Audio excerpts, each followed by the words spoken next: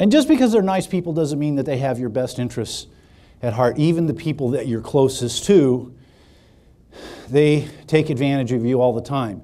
One time my son came up to me and asked me, he says, "Dad, would you loan me $1 and only give me 50 cents of it? That way I'll loan you 50 cents, and since you loan me 50 cents, then we'll be even, okay, Dad?" What? Huh? What do? You say, "Okay, here, fine. Here's $1. Take it away." So, and most people don't. Most people don't negotiate. Who here has had any kind of formal training in negotiation? Could I just see your hands? 1, 2, 3 up in the cheap seats, 4, 5 out of, we have, I don't know, easily 200 people here today. So lots of reasons. First of all, it's not part of our culture. Have you ever been on vacation in Mexico? They drive you nuts. The vendors on the beach, you're laying there with your sombrero and your sunscreen and your novel, and they come by, "Blanquita, señor, muchos colores, "Oh, yeah, okay, fine. That's a nice blanket. How much? 300 pesos, señor. "Oh, forget it. Fine.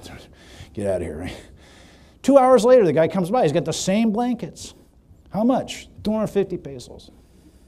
By the end of a week on the beach at Mazatlan, you can buy that same blanket for 50 pesos. And I tell you, I'll warn you, because it will ruin your vacation. If you see someone on the plane carrying the same blanket, never ask them what they paid. 25 pesos. Damn. I promise, I paid too much. In most of the places you travel in the world, negotiation is just part of their culture, something they do all the time. Here in the United States, we just pretty much take, price is marked, $3.95, $14.95, $22.95, whatever. We just pay it. So, consequently, we haven't been taught how. Negotiation training is not required to graduate from high school. It really should be. Robert Cialdini was a professor of psychology, and he got caught up in a con game. Some guys, took him for a couple of $1,000s. So he got sucked into this thing. And eventually it all came to light. And they caught the guys, but he didn't get his money back. But it really upset him. He's like, I am a PhD psychologist. I am smarter than the average bear. I should have known better. Which led him to the next question, how does that work? How does that happen that even not so ordinary, smart, intelligent, above average people get persuaded to do things that any normal, rational person would never consider? What is the mechanism of that? Well, that became a lifetime, a body of study for him. And what he discovered was that there are certain patterns of language that people respond to. These are like magic wand words that just kind of switch off our advanced, intelligent, rational brain, and we take these cognitive shortcuts. And this is one of those words. So don't ask for things.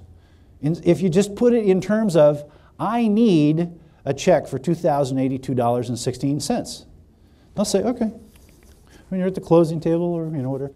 But just changing the language just a little bit makes a simple request that's easy to say no to into a very, very strong rationale. Another one of these magic words is the word because. Cialdini did a series of experiments.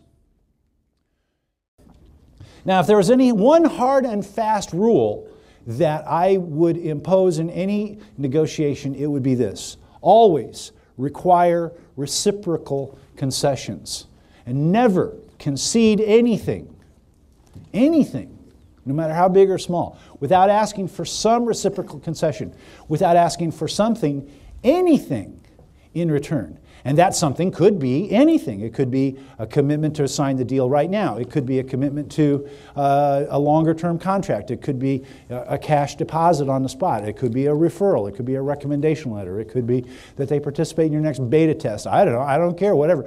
But it's absolutely essential that you ask for something in exchange.